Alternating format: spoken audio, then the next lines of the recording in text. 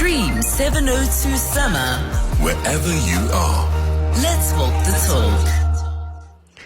All right, so I happened to come across that interview with Gwede Mantashe. He was speaking to the SABC yesterday, and it was in preparation for the January 8th statement. We know that January 8th festivities are expected this week, the ANC marking its birthday, but also they will have that, the big festivities. This year it's in the Northwest, in Rustenburg, and we are expecting a lot more interviews from the ANC, a lot more visibility. And Gwede Mantashe has made some statements around unemployment. And I actually don't want to mince his words, or I don't want to, misquote him. So let's take a listen to what he's had to say. Now over 70. I've never had a government looking for a job for me. You know that? Never. I went to Teba, I took a contract, went to the mines, worked as a miner, went back home, bought cattle, bought sheep, went back to the mines, and I did that. The difference is that today, because there's a progressive government, people expect that government to go and give them jobs. They don't look for jobs. And that must change. I'm sure to be here in SABC yourself, you look for an advert, you applied, you got into SABC.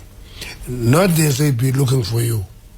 You looked for a job and you got employed. And people must begin to appreciate that you do queue up for a job, you get employed, adverts are not going to employ you. You will have to look for the advert and apply in real terms. If you don't do that, you're not going to be employed. And I'm going back to the point I made. Let's move out of being a passive society to be an active society. So Gwede Mantashe basically said people just aren't looking. They're just not looking for jobs, and they are just sitting around, and let them look, they will find. And I find that to be such a distasteful but problematic statement to say. I mean, it's as though he doesn't understand the realities of South Africans and what people are going through. There's so much that is fundamentally wrong with that statement from Gwede Mantashe. Number one, people are looking for employment. That's why they're called job seekers. There's a reason why we say there are this many job seekers. They are looking for employment. Number two, yes, it's not government's work or job to create employment, but it is your job to create an environment that is conducive for job creation. And you have failed. As the ANC run government, you have failed. You are failing even as a GN. You have failed. A little bit of accountability would be nice. And we know that there are companies that are leaving our country. That's why I can name a few. An Anglo-American is leaving or scaling down in this country. A Norton Rose Fulbright, HSBC Private Bank, and others exiting the South African market. Surely that's an indictment on you, your leadership, Gwede Mantashe, the government that you had been a part of for however long. There's just no accountability. It's, you're just not looking. Apply. I wish it was that simple. It is disrespect to the young people who go to school for years, 3, 4, 5, 6-year degrees. Young people who put themselves through years of applying themselves, deadlines, assignments, tests. And then you say they're just not looking. They're not looking. But they're preparing themselves for a job market that you are struggling to create, a job market that you are struggling to create an environment for. I don't know. I don't know if it's oblivion, if he's being oblivious, if he's being it sounds very arrogant to me. You sit there with your 2 million rand salary and you say that? just before the local government elections? Sure. What are your thoughts on that? 011-883-0702. I'd love to hear from you. But for me, yeah, the disrespect, man.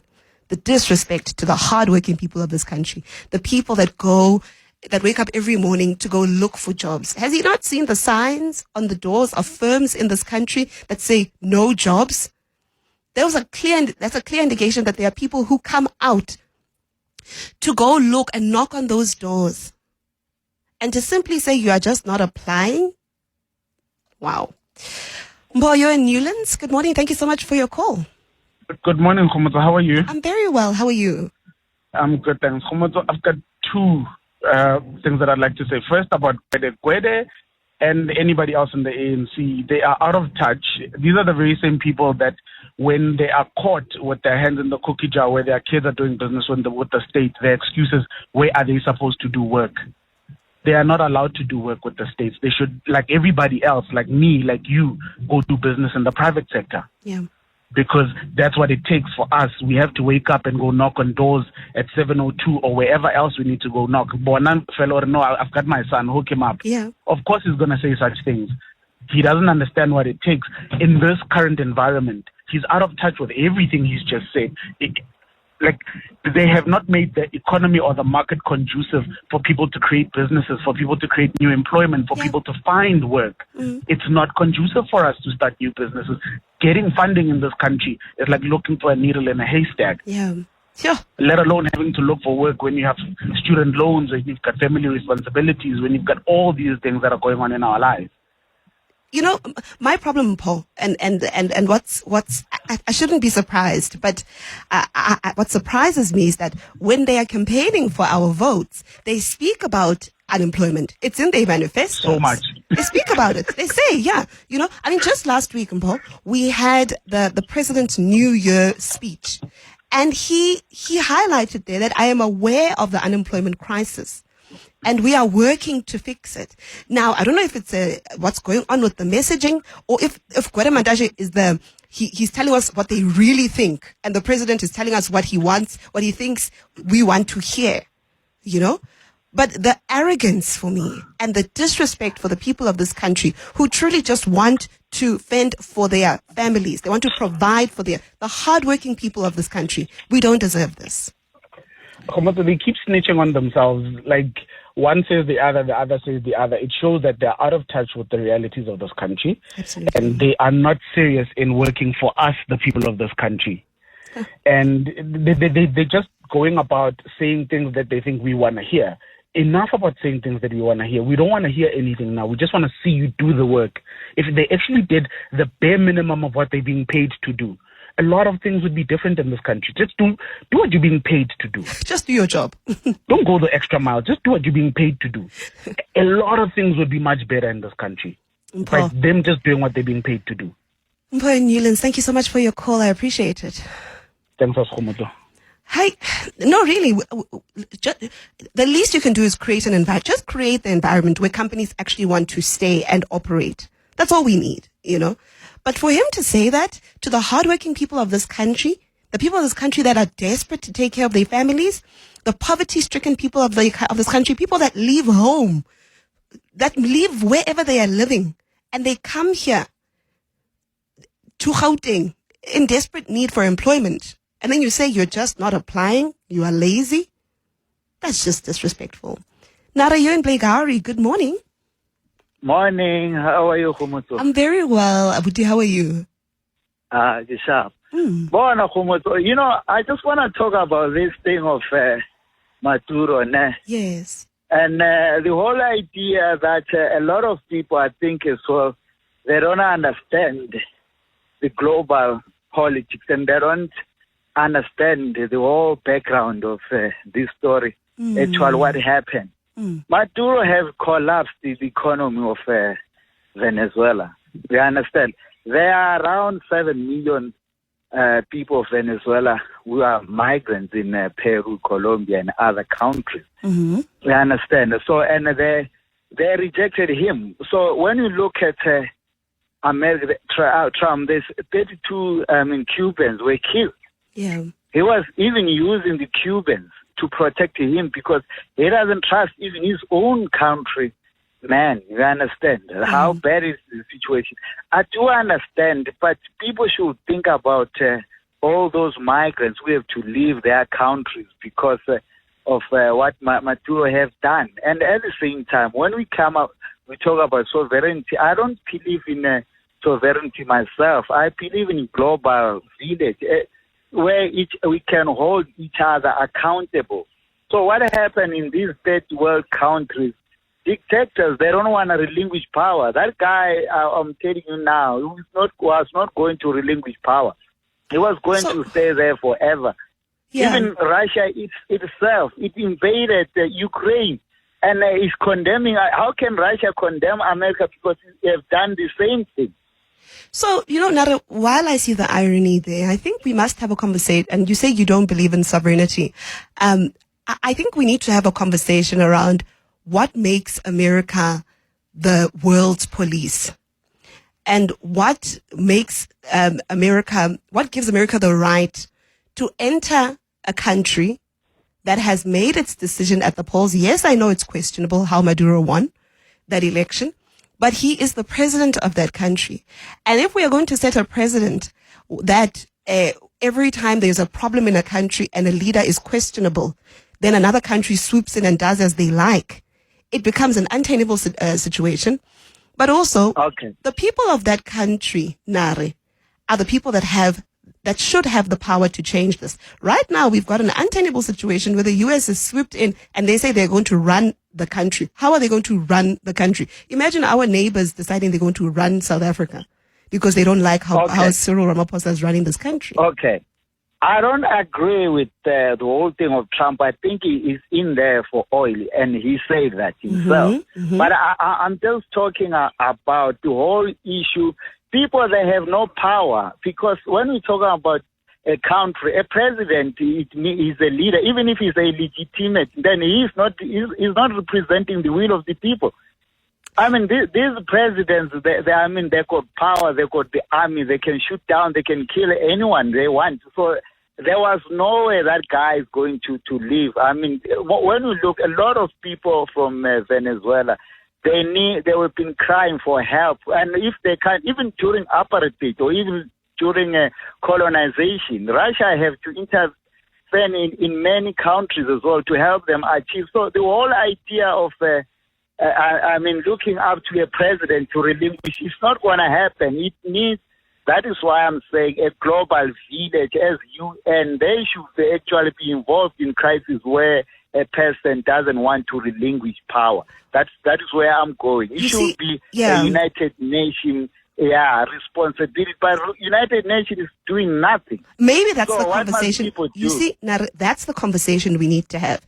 But at the point where you pointed out that clearly this is about oil and that, the intentions of the U.S. are very clear, then you shut down that conversation, because whether or not the Venezuelan president has been a dictator, a tyrant, whether he's ill-treated his people, now we know that the real reason behind this has got nothing to do with the people of Venezuela. And what we're going to see now, Nare, and what we are likely to see, is the continued exploitation of the Venezuelan people just by a different person. This time it will be done by Trump and not their own. But people might benefit as well at the same time. You understand what I'm saying? We cannot just, because the whole idea is about capitalism is the solution in this world. You understand? So communism, it doesn't work. So even Russia, that's why my problem is well with Russia and China. Russia as well is evil. Russia is the last country as well to say anything about America. Even the United Nations, that's what I'm saying. This thing, it should be a UN. UN must be the one that is part of the global solution to come up with the solution around these dictators, people who are mistreating their own people. It should be UN. But if people, they can't get help, what must they do? Yeah. They have to look outside. They have to look outside. I mean, even look what's happened there in Sudan.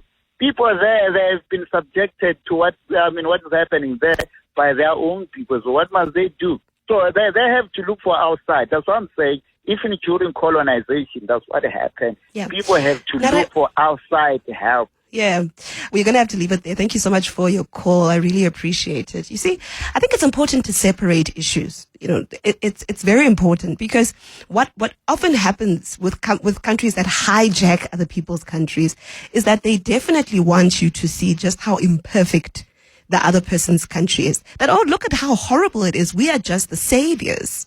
We are just saving these people from themselves. We just care for the Venezuelans that they must go back home. But we all know that that's not why this is happening. And it's very convenient that when we speak about the injustice that's been happening right now, that's happening now, against the Venezuelan people by the US, that we separated from the fact that Maduro is a questionable leader. Yes, he's a questionable leader, but who's Donald Trump in all of this? What makes him? What gives him the entitlement? And what makes him the person who must intervene? He's not. The US is not the world's police. They think they are, but they definitely are not. And we must stop it. We must draw a line in the sand and say this is where it stops. Otherwise, it will be a never-ending cycle. Tomorrow, it will be us. And they will say our president is not good enough and they are just intervening out of goodwill. And we know that's not true. So, you're in Auckland Park. Good morning. Good morning. Look, I just want to ask the question that is, when are we going to stop being surprised at the attitude of the ANC and its leaders, their rhetoric? Because we are the ones who voted for them. It means we endorse what they're saying. It can't be that these people are repeatedly like this throughout their terms, and then all of a sudden when we have to go to the ballot box, we have amnesia about, the things that they used to say. Or when they do say what is truly them, we sort of dismiss it. We become surprised by it. Yes. But then when comes election, we forget or we dismiss what they used to say. We don't forget, Silo. People vote for the ANC because they like what the ANC does. They like the ANC government and they like complaining about it. And, there's no other explanation. If you know that these people hold these views and have done this over 30 years and you continue, then you like it. Absolutely. And then another rhetoric is this thing that the ANC likes saying. They say it in many things, but one example, and I believe it's Mantashe who said it over the weekend as well, is that the ANC took you guys to school. There is no such thing that says the ANC took people to school. It's the Constitution that took people to school. I can put it to you like this. You can put a dog and make literally a dog to be the country of South Africa, and children will still go to school because our Constitution provides for the uninterrupted right to basic education.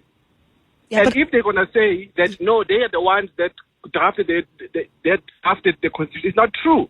Then we must also give credit to the apartheid government and apartheid academics and lawyers, because they are the ones that also form part of the consortium that drafted this Constitution that we're enjoying today, which ANC claims as if it's their founding document. It's not. No, so, I agree with you, Selo. I think that they will try to, it's the same mentality that they use when they say, we gave you grants. We gave people social grants, and as a result, people, it instills fears in people. Last week, Selo, we had people calling on the show telling us that they fear that if they vote the ANC out, they will not get their grant. It is a real fear that people have, and it's an idea that people carry with them that the ANC gave this to us. If we vote them out, it may go. Our constitutional democracy is a participatory democracy. So when citizens are fearful like that, then they have themselves to blame. They are not playing their role as the Constitution requires them to do, which is another form of holding their leaders accountable. Then if they're going to keep on acting from a point of fear to keep on voting the ANC, then they deserve the country they have. But I'm not going to buy the logic of fear, because if it was for fear, we will still be driving us, then we would not have conquered the brutal system of apartheid. There was a resolutive agenda to say, guys, this is a flawed system. We're going to fight against it. And we were all united into that in various ways, whether we're in the front line, whether some were in the front lines or not. So if today we are now going to be fearful of this government, which likes saying to us, be thankful for small mercies, then we cannot complain for anything.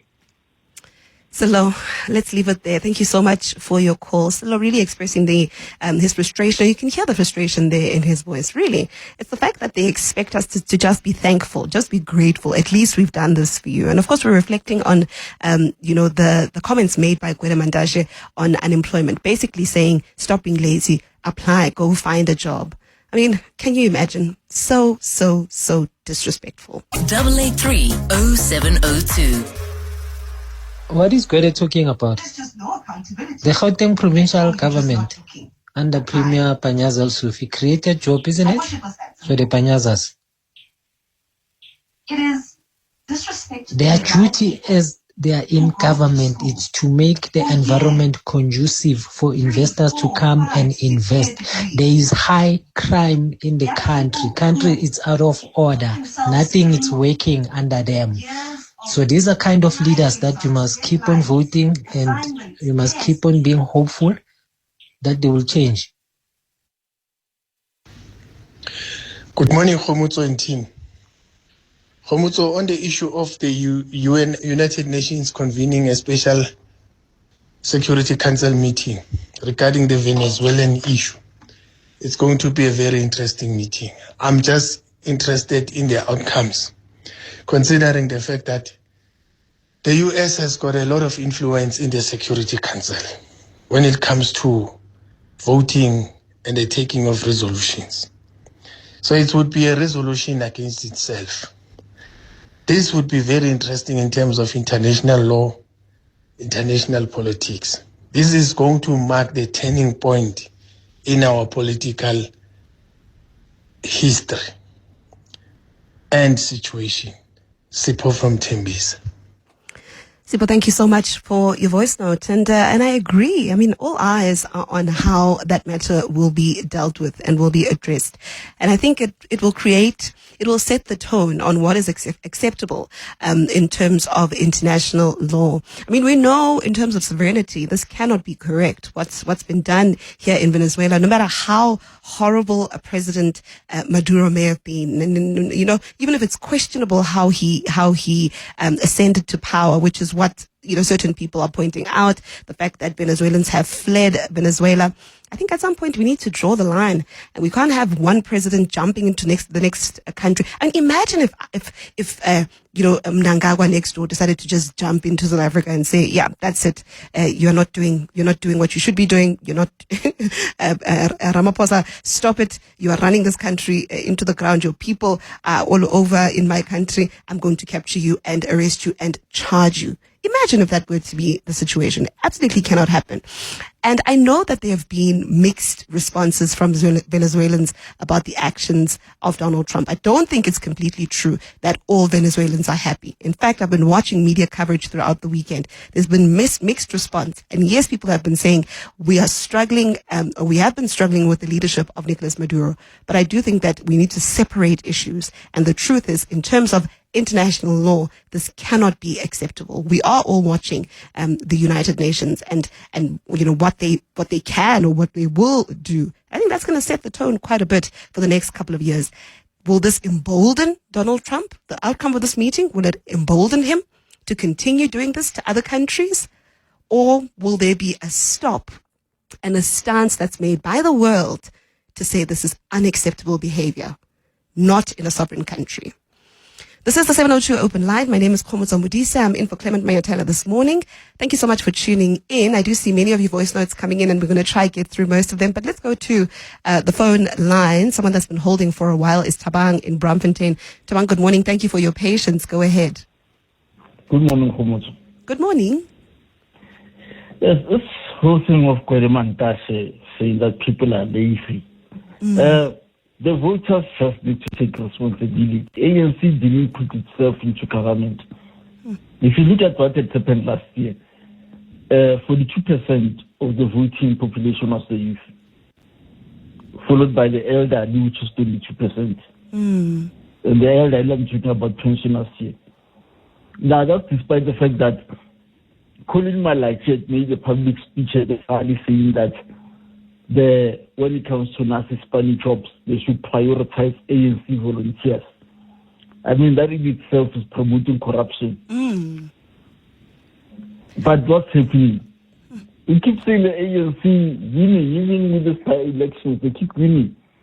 So people can complain about it and go on and on about it, but you look at the rural provinces like Limpopo, Northwest, Mpumalanga, I think, Eastern Cape. ANC is still leading. Who's voting for these people? Surely they're not voting for themselves. No, absolutely. And you cannot say that those people in those rural provinces don't have access to information. Actually, they do. And some of them, they know more than those of us who live in metropolitan areas. Tabang, why do you think people continue to vote for them? The first of all is that opposition parties, they are much more obsessed with urban provinces. If you look at penetration with provinces like Limpopo, Eastern Cape, opposition parties are not there. They are not in touch with people in the rural areas. Another thing is this, the people just still have this thing of falling for the ANC propaganda when it comes to the election, like, no, we've overthrown apartheid, this, that, and the other. And Ramaphosa, I still remember last year saying that if you don't vote for the ANC, the social grounding will no longer be there. And people are still falling for these things. So as long as people still vote with their emotions, we're going to keep having the problem. Tabang in Bloemfontein, thank you so much for your call. It's true, people do vote with their emotions, but I also think that there's voter amnesia. Someone earlier spoke about how voters just choose to forget, and that's true. People, towards elections, people just choose to forget, and they choose to hear what they want to hear and not recall and see what has been happening. Because if you're going to listen to now it's great that Gwede Mantashe is saying this how many months before local government elections. But I can tell you, when the local government elections come, people are just going to forget what's been said. They're going to forget everything that they've seen over the last couple of years, and they're going to continue to vote for who they want to vote for. So I know it's a controversial stance, but I don't think that South Africans are as angry as they purport to be. I don't think we're as angry as we say we are. I don't think we are as concerned. I think it's fashionable to go on social media, to go on X and any other platform and complain about the government. I think it's a fashionable thing to do, and maybe it will get you some likes and follows. But I don't think that people actually are as angry as they say they are, because if they were, then it would be seen at the polls. Let's go to Lebogang. You're in Protea Glen. Good morning. Hi, Kgomotso. Hi, Lebo. Go ahead, please. My contribution to this topic is there are systems that are currently in place that are put by the ANC government that are not working. Are they looking at ways of changing them? Case in point, the BE system. We've got a problem with potholes. Everywhere there's a pothole. How are they helping us fill those potholes? They'll fill them today, next week we're back to square one. Have they ever said, in a certain township, in a certain town, we're going to stop the BE system, and then we're going to take that money, give it to the municipality, for example, give it to the municipality, and the municipality hires young kids in that town, in that location, to see if they are filling these potholes, and there are people who are consistently there. The municipality is buying all the material, and we are now hiring people. How many kids are going to be hired versus the BE system? You give somebody 50 million. How many people is that person hiring from where the tender is from? Like if somebody's filling those potholes, how many people are they going to hire from that township, from that town? Is that creating employment? Yeah. Lebo, I hear what you're saying, and it's very noble. I just think that your approach is wrong, because When it comes to Gwede Mantashe, he's saying there is no problem with creating employment. He's saying people are just not applying. So he's not saying, let's make more jobs, let's find creative ways to create employment. That's not what he's saying. He's saying you are lazy and you are just not applying. That's what I'm saying to him. He's even lazy to think that everything that they're doing is right. Because there are so many things that they are doing that are wrong. And we're sitting and we're not saying anything about it. In every township, there's a pothole. In every town, there's a pothole. And he has the audacity to sit there and tell us that all the systems are correct. We are not looking for employment. You understand? If you're going to give me a tender, I have a grade 12 certificate, and you give me 50 million, and I see them driving Bentleys and Ferraris, and you give me 50 million, what do you think I'm going to want with the 50 million? The first thing I'll want is also a Ferrari, because nobody has equipped me to think bigger. Nobody has given me developmental thinking. Just simple concept, cost and effect. You get the 50,000, it's for business. What must I do with it? Nobody has given me those tools. So I get 50,000, I also want a Ferrari. And what happens? I'm not even going to finish the job. But if I was employed earlier on, and I was taught that if you get 7,000, this money must sustain you for so long, and you're only going to get the next paycheck on a certain date. So it's so easy for somebody like Gwede Mantashe, who's privileged, who has buddies who stick up for him, whose kids are born with a silver spoon in their mouth, because their kids never have to struggle for anything. I doubt if any of their kids have CVs. You understand? Because they're well connected, and it's easy for someone like that to come out in public and say, I'm sorry, because he's an elder person. But to say the nonsense, to utter such nonsense, they're giving our kids 350. What do they think these kids are doing with these 350s? Yeah. Lebo, we are going to have to leave it there, unfortunately. But I hear your sentiments and I echo them. And I really appreciate you expressing it. It's true. It's speaking from a place of privilege, from a fancy car and a lovely salary. And most South Africans, every other South African, that's not something that you and I have. But they get to do that because they are privileged. 702. Call us on 011 883 0702. Good morning, Kgomotso. Good morning, 702 listeners. Gwede Mantashe, to be honest, uyasitelela. Gwede Mantashe is insulting us. Kgomotso and Radio 702 listeners. Now is January. Starting from today, go and check everywhere. Young people, they're all over the road. They're looking for the job. There's no job opportunities in this country. Then the Gwede Mantashe, she's coming on the national radio, TV, come and insult us. No, this man must be checked. I think there's a problem in his mind. Maybe one of the screws is loose on his mind. Something is wrong with Gwede Mantashe. No, that guy is not normal. Maybe it's because of his January, or maybe they see now they're under pressure as ANC now. They see that the power is gone. Now they're coming with this tendency of insulting us. No, man. People, stop voting for this ANC comrades. These looters. Hey, maybe it's January. Listen, I don't know what it is, but someone used to like to say, I don't know if you are familiar with that term. The fact that something will reveal who you really are, and I think that's what's happening here. It's being revealed what they actually think of us. And everything that they've been saying in these manifestos. Hey, job creation is at the top of the agenda. Hey, we are going to be making this many jobs in how many years? Hey, I just think clearly we can see that's not at the top of the agenda. I mean, Gwede Mantashe was in government for how long? For how long? And the fact that he can say that, and he thinks it's okay, and then he says, no, me, I worked as a miner. It's just so tone deaf. The oblivion to the realities of our people. I mean, drive around, go into these, what used to be industrial towns. I mean, the East Rand, there are factories closing every other day. And the ones that are open have signs there that say no jobs available. And then when you want to come and say to people, you're just not trying hard enough, look more. try harder, stop being lazy.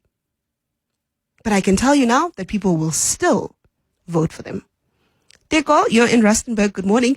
Before I hear what you have to say, I want to ask you, the ANC is coming there to your town this weekend. Are you looking forward to having them there? I'm not crazy.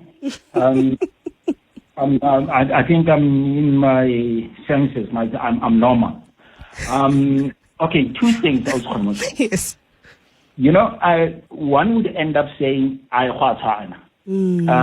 if now about two things. You're talking about Donald Trump. Yeah. Even if Donald Trump, I don't like Donald Trump at all. Yeah. But even if he can come tomorrow, somebody says, come and help us in South Africa, and he promised us that you'll make change, we will accept that. Now, people are talking about elections. Why do we keep going back to electing the very same political party? My mom is 85 years. All what she knows, her experience, she has never worked before. So giving her the grants, the social grants that you are giving, to her it's luxury. It's something that she has never experienced during the apartheid government. Now it's an opportunity. You know, my mom is so happy that my nephews, those who've at least done grade 10, they are staying home with kids. They fell pregnant. They are giving kids. But at least Ramaphosa government is giving them 350, something that has never happened during the apartheid government. Now, the strategy that the ANC used in 1984 and lied to us, it's lying to us by saying we will give them free education. When you want to keep somebody a slave for a long time, just deny them education. My mom doesn't have education. She doesn't understand where does the tax money comes from. My nephews, they are in the 20s. They don't know because they ended up completing until grade 10. They stopped it there. Yeah. Now, they got kids that are being brought up by the 350 rents for free. So if you want to keep somebody a slave for a longer period, just deny them education. Come to the Northwest province, whereby we were talking about a lifestyle audit. Can we do the lifestyle audits for these politicians? Where are their kids going to schools?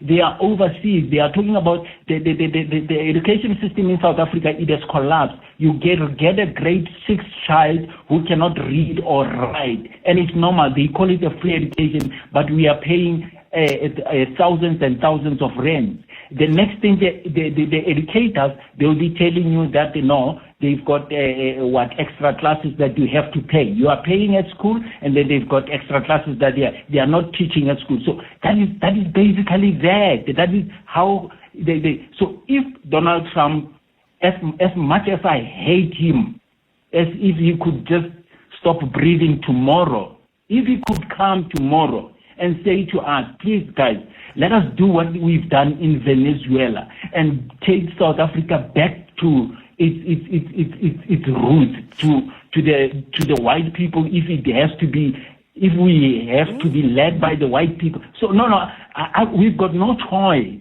It's like we are in jail in our own country. So that we should start breathing. Yeah, look, I don't have a lot of time, and you're raising a number of points.